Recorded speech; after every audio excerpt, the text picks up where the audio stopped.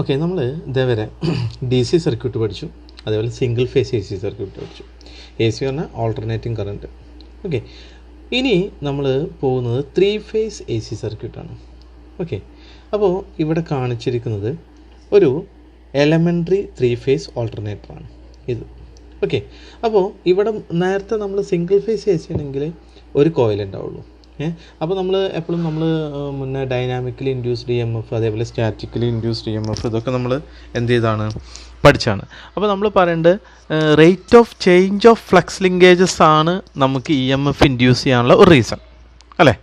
അപ്പോൾ may be conductor rotating ആവാം, അല്ലെങ്കിൽ എന്താവാം, ഫീൽഡ് റൊട്ടേറ്റിംഗ് ആവാം. ഇത് രണ്ടും നമ്മൾ വേരി ചെയ്യണതാവാം.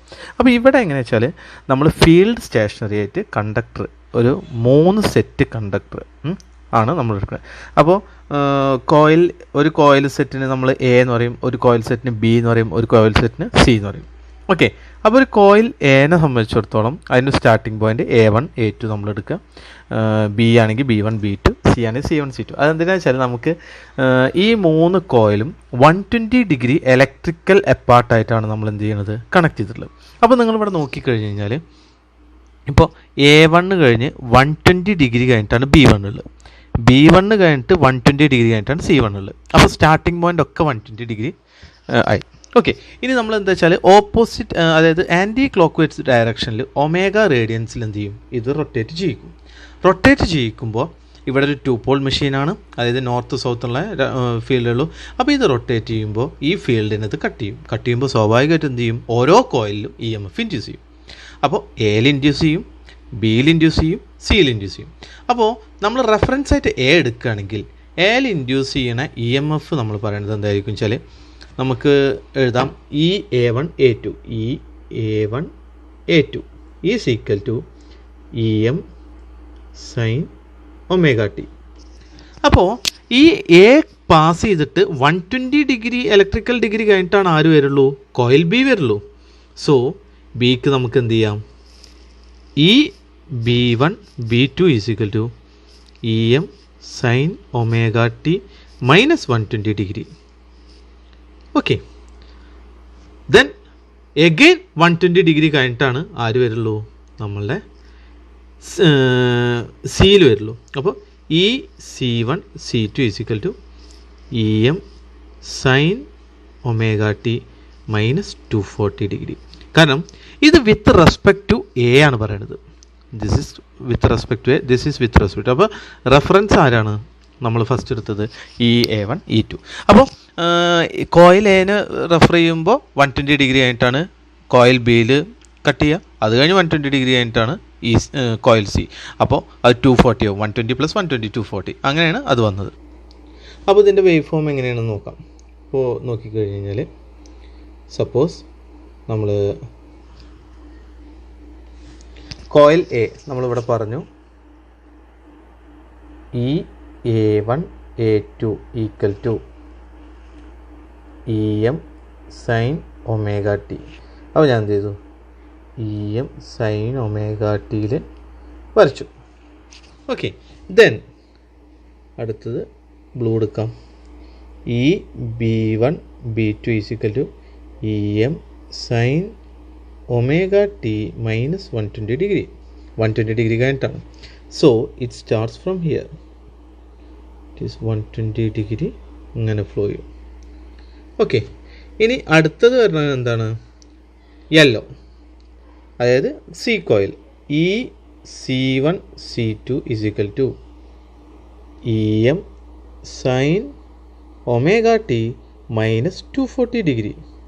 അപ്പോൾ ഇവിടെ നോക്കിയേ, 0 കഴിഞ്ഞിട്ട് 120 കഴിഞ്ഞ് 120 കഴിഞ്ഞിട്ട് 240യിലാണ് ആര് എന്ത് ചെയ്യണത്, സ്റ്റാർട്ട് ചെയ്യണത്. അപ്പോൾ ഇത് ഇങ്ങനെ ഫ്ലോ ചെയ്യുന്നുണ്ടാവും, മനസ്സിലായോ? അപ്പോൾ ഇങ്ങനെയാണ് ഒരു 3 ഫേസ് സർക്യൂട്ടിൻ്റെ AC ഫ്ലോ ചെയ്യുക. ഇനി നമ്മൾ ആ നേരത്തെ പറഞ്ഞ കാര്യങ്ങൾ ജസ്റ്റ് എഴുതിയത് ഞാനൊന്ന് പറയാം. കാരണം എന്താ വെച്ചാൽ എൻ്റെ PDF ഈ നോട്ട് എൻ്റെ കുട്ടികളുടെ ഉണ്ടാവും, പക്ഷേ ഇത് കാണുന്നവർക്ക് നമ്മളെ ബാക്കിയുള്ള സ്റ്റുഡൻസിന് ഹെൽപ്പ് ആവാൻ വേണ്ടിയിട്ട്. The figure shows an elementary 3 phase alternator. നമ്മളിപ്പോൾ ഈ കണ്ട ഫിഗർ ഷോ ചെയ്താണ് ഒരു 3 ഫേസ് ഓൾട്ടർനേറ്റർ പറയുന്നത്. ഓക്കെ, ഇതിൽ coil A B, coil B C അതാണ് പറയുന്നത്. It has 3 identical windings or coils A, B and C.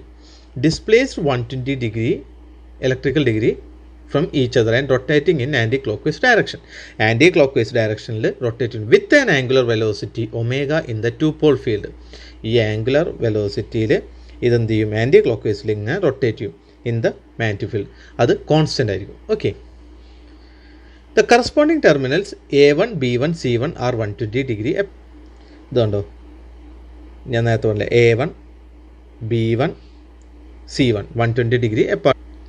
Since the three coils are identical and have the same angular velocity, the EMF induced in them will be of the same magnitude and frequency.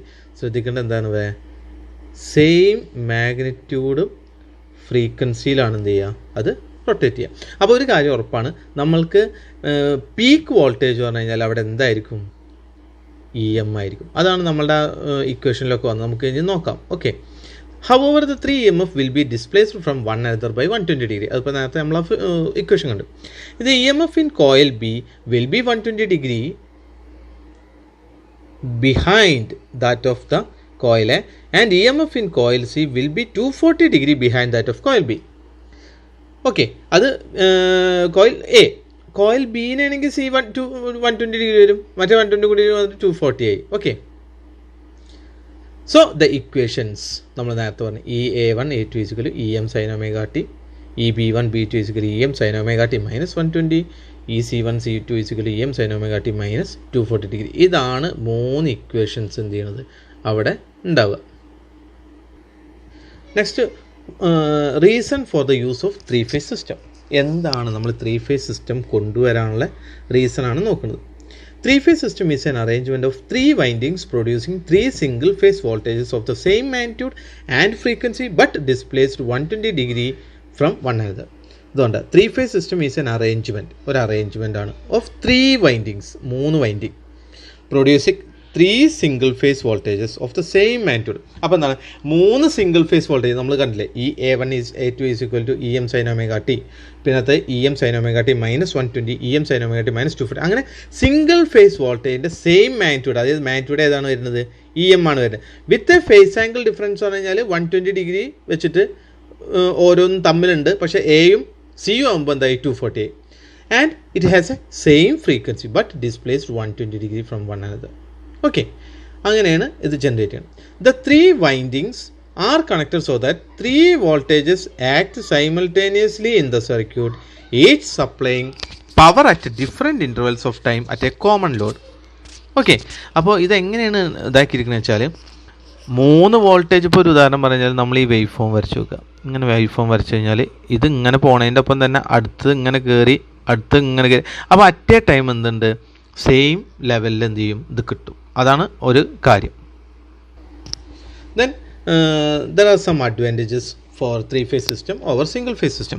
അതിൽ first one എന്ന് പറഞ്ഞു കഴിഞ്ഞാൽ constant പവറാണ്.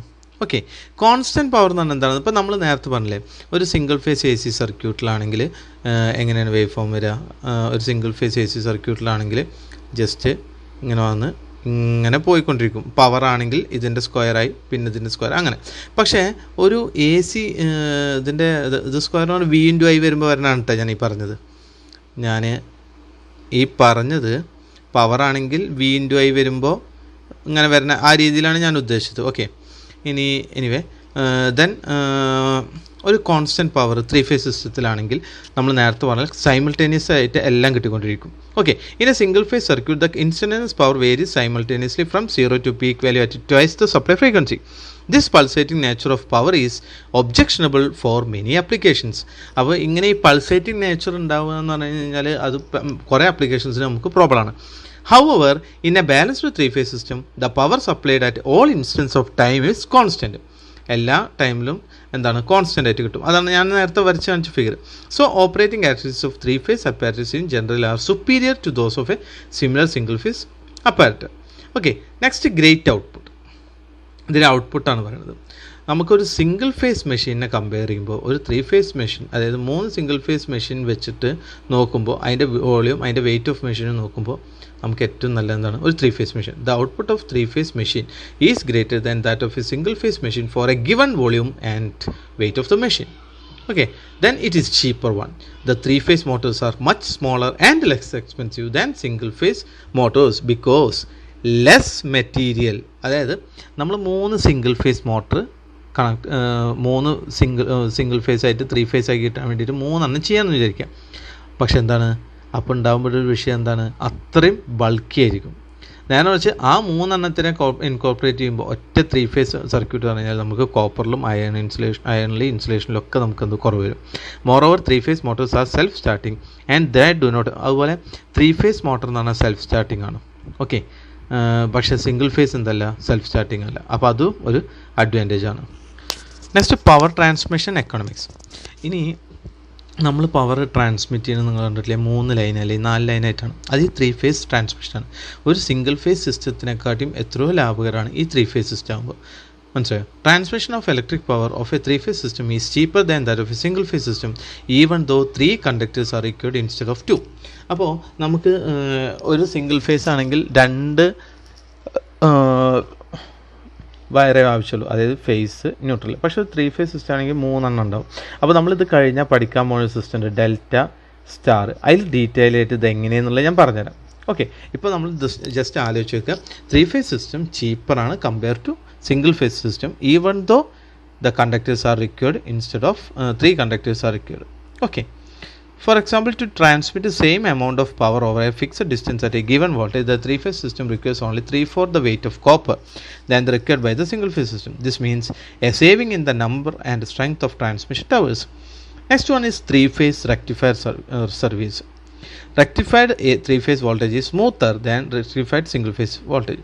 3 phase voltage smoother ആയിരിക്കും single phase voltage rectifier. കാരണം എന്താ വെച്ചാൽ നിങ്ങൾ നോക്കി നോക്കാം, ഒരു ഞാൻ നേരത്തെ പറഞ്ഞില്ലേ, നമ്മൾ നോക്കുമ്പോഴേ ഇങ്ങനെ വരച്ചിട്ട് ഇങ്ങനെയുള്ളതിനെ ഈ റെക്ടിഫൈ ചെയ്യുമ്പോൾ ഇതിങ്ങനെ വന്ന് അപ്പോൾ ആ റിപ്പിൾസ് കൂടും. എന്നുവെച്ചാൽ 3 ഫേസ് സർക്യൂട്ട് ആണെങ്കിൽ ഇത് ഇങ്ങനെ ഇതായി പോകുന്നതുകൊണ്ട് ആ റിപ്പിൾസ് എന്ത് ചെയ്യും, കുറയും. Okay, then other advantages, that is 3 phase system can set up a rotating uniform magnetic field in stationary windings. This cannot be done with a single phase current. ഒരു റൊട്ടേറ്റിംഗ് യൂണിഫോം മാഗ്നറ്റിക് ഫീൽഡ് ഇതിലുണ്ടാവും. Then 3 phase motors are more efficient and have a higher power factor than single phase motors of the same capacity. 3 phase motor എന്ന് പറഞ്ഞു കഴിഞ്ഞാൽ more efficient ആയിരിക്കും, higher power factor അവർക്കുണ്ടാവും, അതായത് cos phi നല്ല high ലെവലിലായിരിക്കും than single phase motors of the same capacity.